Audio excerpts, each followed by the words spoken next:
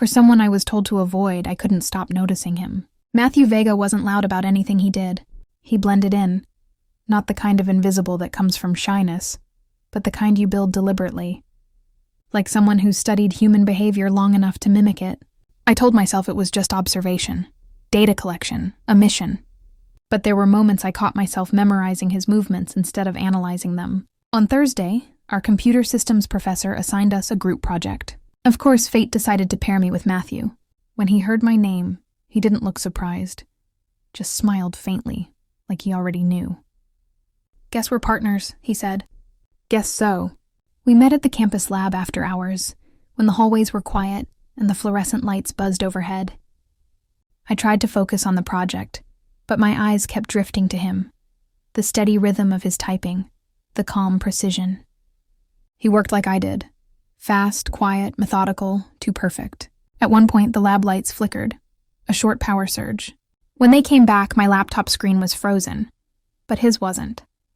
I caught the faint reflection of my files flashing on his monitor for less than a second before he shut it down. My heart skipped. "Did you just—" He looked at me, expression unreadable. "You should update your firewall, Bella." He stood, packing his things before I could reply. And as he passed me, he added quietly, "You're good, but not careful enough." Then he was gone. I sat there for a long time, staring at my laptop.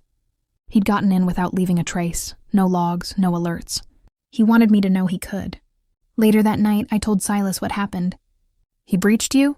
"Barely. I stopped him before—" "You didn't stop him, Bella. He stopped himself." The silence that followed made my chest tighten. "You're not dealing with a curious hacker. You're dealing with someone trained. Stay close, but don't provoke him." I hesitated. "Trained by who?" "That's what I'm trying to find out." The line went quiet. When I looked back at my screen, a new message appeared in my inbox. No sender, no timestamp. Just one line. "You're not the only one living a double life." And beneath it, a single attachment, a photo. Of my sister. The same one that went missing a year ago. The file opened before I could stop it. It wasn't the photo I remembered. The image wasn't from a year ago, the night my sister disappeared. It was recent. She looked the same but a bit older, paler, but alive. She was standing in front of a dull concrete wall marked with numbers I didn't recognize, except one. 23 and L.L.L. My throat tightened. That was the same string I'd seen last month, hidden in the encrypted data Silas told me to ignore. Someone was tying the pieces together for me, someone who wanted me to see. I downloaded the image and scanned its metadata. Everything was wiped. No GPS, no timestamp, no camera ID. Just one word embedded deep in the file's code. "Vega." I froze. Was it a clue or a warning? I called Silas. He answered on the first ring. "Tell me you didn't open it." I had to. It was her, Silas. She's alive. "You can't know that." She looked right at the camera. Silas exhaled sharply, the sound rougher than usual. "Listen to me. Whoever sent that photo knew exactly how to reach you. They're manipulating you, using her to pull you closer." My voice cracked. "Then why is his name in the file?" A long pause. "Whose name?" "Vega." The silence on the line wasn't empty. It was heavy. "Bella, shut everything down. Right now. Don't touch the file, don't trace it. If his name's there, he wanted you to find it. So you know who he really is." "I know enough to be afraid of him." Then the call dropped. I sat there, staring at my reflection in the dark screen, pulse pounding. For the first time, I wondered if Silas had told me the whole truth. He trained me to uncover secrets. So why was he burying this one? I reopened the photo and zoomed in on the background. Tiny details revealed themselves. A security camera, a faint logo on the wall, a half-blurred word. Willow Ridge Research Wing. Our school had a research wing, a restricted one, and if that photo was real, then my sister had been there. Somewhere inside the same building where Matthew Vega smiled every morning like he didn't have blood on his hands. Silas's voice still echoed in my head when I walked into class the next morning. "If his name's there, he wanted you to find it." I didn't want to believe it, but the more I thought about it, the more it felt true. Nothing about Matthew Vega ever happened by accident, and I was done waiting for permission to find out why. He was already there when I arrived. Calm, composed, pretending to study, like he hadn't hacked into my files or left me a message about my missing sister. I walked straight up to him. "We need to talk." He didn't even flinch. "Morning to you, too." "Don't play dumb, Matthew. What do you know about my sister?"